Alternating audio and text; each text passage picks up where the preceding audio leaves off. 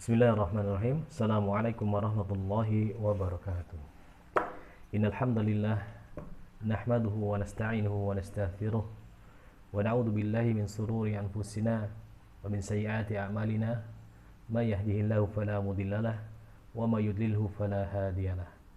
Asyhadu an la ilaha illallah wahdahu la syarikalah wa asyhadu anna Muhammadan abduhu wa rasuluhu amma ba'd.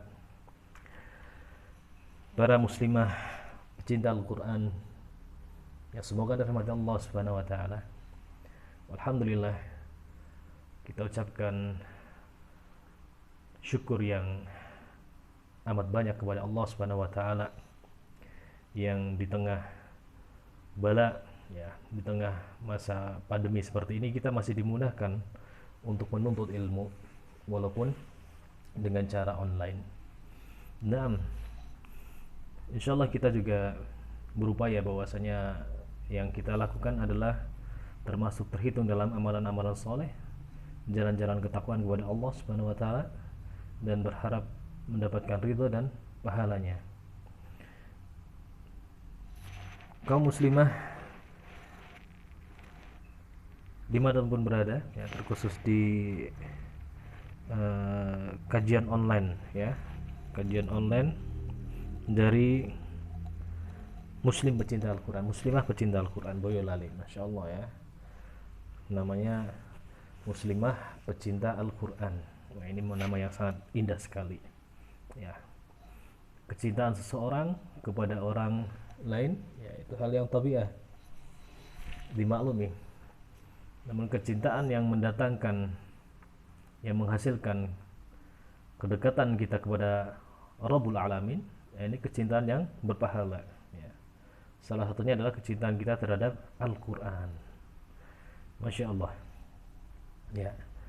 Ya kita harap muslimah pecinta Al-Quran ini ya tidak hanya sekedar nama ya, tapi kita wujudkan di dalam kehidupan kita. Nah ya, pembahasan kita kali ini insyaallah taala pembahasan yang luar biasa ya. Ulumul Quran, mengenal Al-Quran lebih dekat. Allahu Akbar. Mengenal Al-Quran lebih dekat. Iya.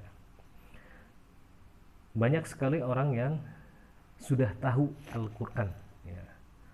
Sudah bisa membedakan, oh ini Al-Quran misalkan ya.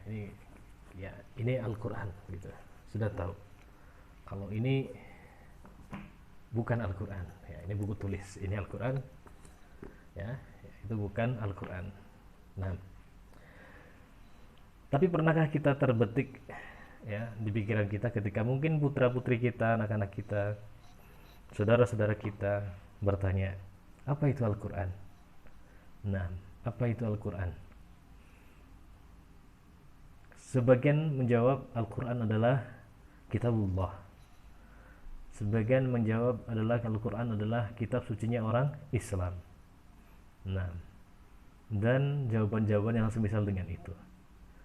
Nah, kajian kita kali ini insyaallah kita akan mengenal lebih dekat tentang Al-Quran.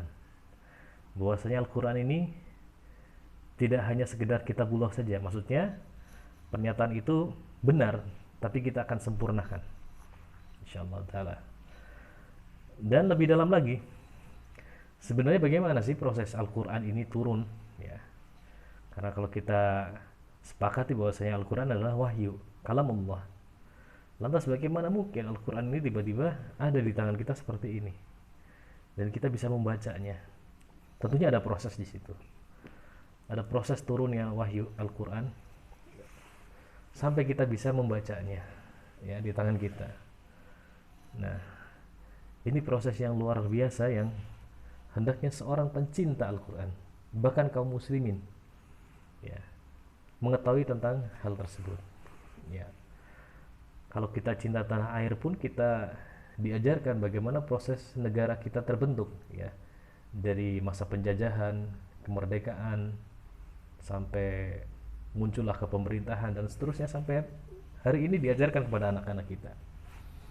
Maka begitu juga dengan kecintaan kita terhadap Al-Quran ya. Seharusnya kita sudah atau kita berupaya untuk mengetahui tentang ilmu tersebut. Nah, Kemudian nanti akan lagi muncul pertanyaan, bagaimana sejarah terjadinya mushaf? Ya, ya ini mushaf ya, lembaran-lembaran ini tersusun dalam kitab, dalam mushaf. Padahal dahulu belum ada percetakan Al-Quran, ya. Dahulu belum ada seni apa ini, font ya, tipografi seperti ini belum ada. Ya. Dan dahulu belum ada harokat, belum ada tanda baca seperti ini. Bagaimana ceritanya kita bisa bisa membaca Al-Quran ini dengan tidak salah? Nah begitu. Bacanya minimal kalau kita mengikuti tandanya sesuai sudah gitu, aman. Ya, bagi sebagian kaum muslimin yang pernah haji atau umroh ya dan berkunjung ke salah satu tempat di museum Al-Quran, di sana akan melihat cetakan Al-Quran pertama kali di zaman Rasulullah SAW, zaman sahabat maksudnya ya.